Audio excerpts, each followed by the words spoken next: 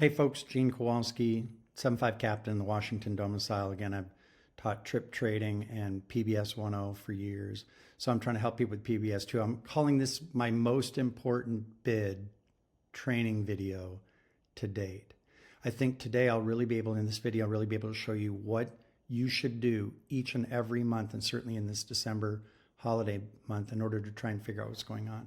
So I want to show you in a very graphic way, a very visual way, how to analyze your bid. So I'm going to go to this screen right here, and we're going to talk about this for a little bit. So the very first thing I do every month is I start with this. I try and figure out, once the bid parameters are out, I analyze them. So for the DCA 7.5 captain, where are we at? The line construction floor is 70.5 hours. The average is 78.5, and the cap is 86.5. What are the conclusions of that? Well, if I do 3 trips next month, this is what they would have to average to fly those. Well, in my particular seat fleet domicile, the only way to fly over about 21 hours mostly is just to do domestic flying. We got a couple of big 4 and 5 day trips worth as much as 30 hours. So if I want to do just 3 trips, I'm going to need to do domestic flying only, largely, or maybe 1 really high time 21-hour international and 2 big domestics. But if I fly 4 flights, I'm in the sweet spot, right? I have a line construction floor 17.6. Geneva is bigger than that. And Geneva is not that senior a trip. So Geneva, Zurich, certainly Rome, Honolulu, all those are above that. And then for the average, again, we're right there at 19.6. That means 4 Romes or something like that. Probably not going to be able to get that. And then 21.6. So 4 Sao Paulos, 4 Honolulus, things like that would still fit because they're all just below 21.6. So now I know with just real ease, I can bid quality 3 and 4 day flying to Europe, Honolulu, and even South America. I often do at least 1 Sao Paulo. If I go to 5 trips, things don't work out very well.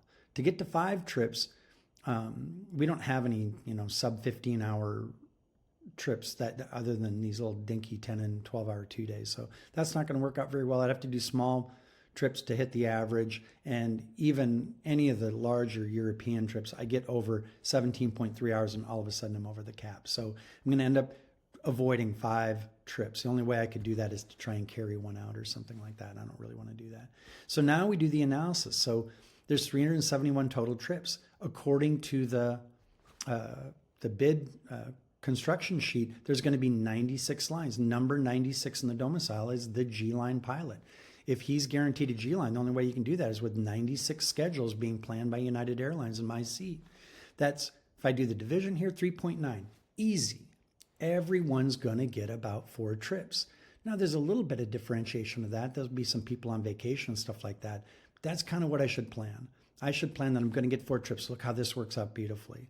So I need to plan for a 4-trip bid, however this works. When I look at the bid group, 35% are premium, 88% are international, 10% touch the 24th, and 10% of the trips touch the 25th. 13% trip touch both. Well, how did I get to that? Well, if I come over here, I've got this bid I call trip test. There's no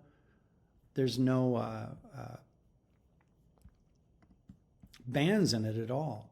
So if I go to the edit screen, it's pretty easy for me to analyze things. So right here, you see I put, try and make this a little bit bigger here.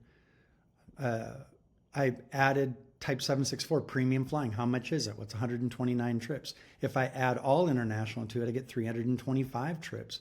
So that's the way I ended up creating this view where I'm able to analyze, well, how much is in the package?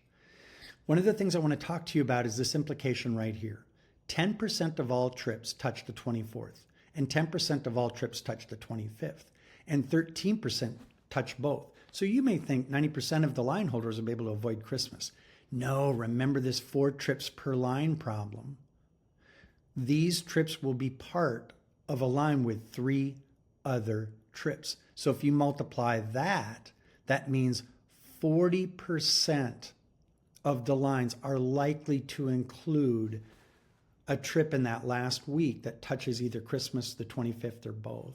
By adding all these up, 10% touch the 24th, 10% touch the 25th, and 13% touch both, you're probably staring at a reality where it's 70% the G line, you will fly Christmas. So now you know. Now you know. You're 75% the G line, you're really in one of two camps. You might try and get the holiday off by bidding non-profile reserve.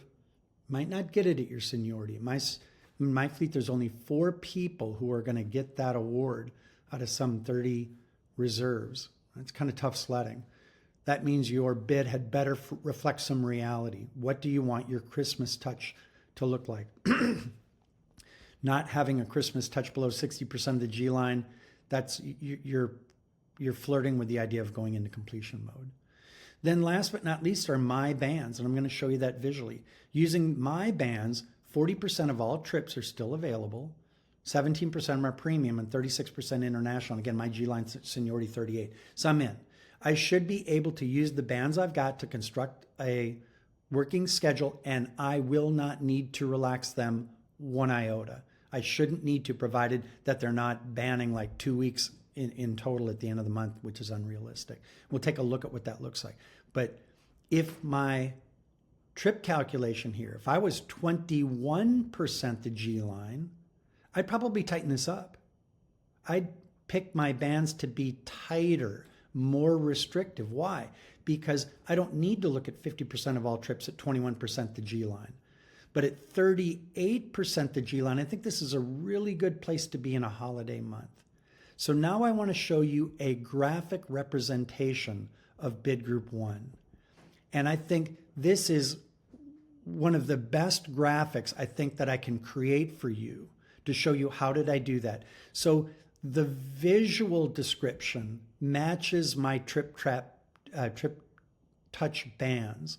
So I have a band that started the month at 001 and it went to 1500 on the 1st, then from 10 on the 7th to 3 o'clock on the 8th, and so on, 10 on the 11th. So these orange areas are trip touch bands. And I ended my month at 10 o'clock in the evening on the 29th. I'm not going to carry out time. Now, how do you do this? Just take a screen snapshot, go to Tools, Annotate. I'm going to put a rectangle. Here's my rectangle. I can put this anywhere, right? I can put it anywhere in my little graphical thing, because what it does, I'm going to get rid of it. Let's say, I'll tell you what I'm going to say. Let's say that I need Saturday off, right? So there. Now I would have a graphical representation. It helps my brain think, what kind of trips can I dump into this bucket? How about in this bucket? How about in this bucket? How about in this bucket? What about that bucket?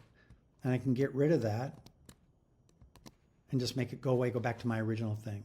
In other words, graphics can help you think, what do I need to do? Remember my goal. I only need 4 Genevas or better. Geneva here, Geneva here, Geneva here, and Geneva here. That's a slam dunk. At my seniority, that is a slam dunk. So now I can start to look at the better versions of that calendar. So what I've got here, this is a graphical representation of bid group 1. There are only 2 trips in this bucket. I locked Geneva 4-day. I want to do it for my own reasons, right? It's a good trip to start the month, and I'm going to get some Marriott stay credit, and it's a long layover and I get a lot done. So I want to do that trip here. My backup is this 4-day Honolulu. Not everyone wants to do that, but it still gets me back for my holiday party, C11 holiday party on the 7th. This trip here is the Sao Paulo is the only trip in this next bucket. So it leaves Monday night, gets back Thursday morning so I can go take my AME physical there in Northern Virginia. That is the only one in this bucket. It's the only trip I want. Then in the rest of this, I've got a variety of trips here, right? I've got some H4 3-day Honolulus, so I could get them in any combination. I don't mind if they're together or apart. I'll take 2 3-day Honolulus in this, and then I'd be done, right? Geneva, Sao Paulo, 2 Honolulus. This is off. And this is more likely to be off because I've got it at the H3 priority. It's going to try and give me these H4s first. That is going to be a theme. I'm going to be adding flying from the 1st to the 22nd or 23rd in higher buckets. So award Rome here, H3. Award Rome here, H2. So as it's trying to give me, it's going to focus on trying to give me these, not give me this carry out or this tail end type trip. So I'm going to design my bid where the priority is to get 4 trips here, 1 in this bucket, 1 in this bucket, 2 in this bucket, none in this bucket. Now I'm good. Bid group 1 is established. Let's take a look at what does that look like in terms of did it solve? I'm going to go to my reports, bid legality checks. Here it's awarded. There it is. Geneva, Sao Paulo, 2 Honolulus. That would make my day. Might not get that. So I need to start relaxing my bid, but I'm going to relax my bid by what? Easing off on the quality of the trip, not my bands. Then I can always trade for something better once trip trading opens. So just to reinforce, I just want to go back to this. So if I go to my sandbox, right, my sandbox, it's easy for me to see what's the implication of adding trips. So right now, there's where I got those numbers for that graphic. So 34% of all trips fit my trip touch bands. My trip touch bands are always included in my sandbox. That's my, I'm not working for United on these days. And again, I've got them in there by day, date, and time. So the most important one, I don't want to fly on the 24th from 10 a.m. until the 27th at 6 o'clock in the morning to allow a Honolulu departure on the 27th. And then here's the 30th. I'm starting my month. So I want to be off from the 30th at midnight until the 3rd at 3 o'clock in the afternoon. That will allow that Geneva trip. And then I can keep going from there. So now you guys have the tools that you need. Go through an analysis, seat, fleet, domicile. Figure out a plan. And I'm going to give you a last but not least on that Christmas touch. Remember, on the Christmas touch, there's 2 versions. Right now, I've got my Christmas Eve touch. I'm willing to come back at 10 o'clock in the morning. That would allow 2 things. Sao Paulo return, Honolulu return. Will I get paid? I will not. I will not get paid. This is a vastly less desirable way of doing it because some people are going to want to come back at 3 o'clock in the afternoon and still go to Christmas Eve service with their family. They're going to touch 1 o'clock in the afternoon. I'm not. So that's one more method of me trying to get a trip. It's more likely I'll get the return that doesn't pay on the 24th than I get a return that does pay on the 24th. 25th is an all-day thing. Anything that touches the 25th, you get paid all day. The 24th isn't. So I hope that's helpful. I hope that's helpful. This is the idea. If you're a commuter, you should come up with maybe 2 of these big blocks and try and dump 2 trips into one and 2 trips into the other. Don't be doing this, oh, I want every work block to start at this. No. Hard to control that. What you want to say is, on the 16th of December, I'm willing to help you out at 6 o'clock in the morning. I ain't willing to help you out on the 14th. Sorry, figure that out on your own. And what it causes is this really simple idea where you're dumping trips into these open windows in a way that you can control and understand to get the calendar you desired. So again, folks, a little bit longer video. I hope you enjoyed it. I hope it's helpful. I'm sorry I got it out on the morning of the 9th, but hopefully it'll be out there on the forum so that as you're watching football this afternoon, you can go through it and try and figure out how do I create my trip touch bans that ban enough flying to get a legal award, get the holiday I want, the pay I need, and the trip trading that I can have success with. Best of luck to all of you. Include those questions in the comments, and I'll try and get to them in one single video in a week. I'm trying to do a answer your questions video here in about a week. Best of luck.